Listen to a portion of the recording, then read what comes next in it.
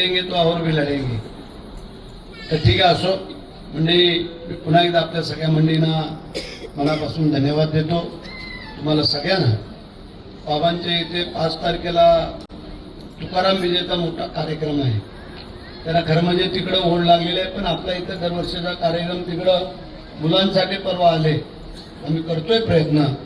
काही टेक्निकल बाबीच्या अडचणी शासनाला झाल्यामुळेच थोडीशी अडचण झाली, नाहीतर एकनाथ शिंदे साहेब मुख्यमंत्री असताना त्यांनी युवा प्रशिक्षण म्हणून त्या मुलांना दिलं आणि त्यांना पुढे नेण्याचं काम करायचं आहे।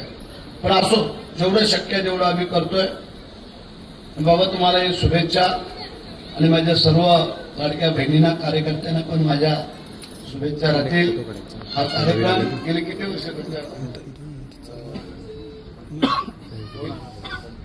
25 वर्ष झाली आणि गेली कोरोनामध्ये सगळ्यांकडे अडचण होती 1-2 वर्षाची, पण असो आपण त्या सगळ्यांवरती मात करून पुढे चाललेलो आहोत।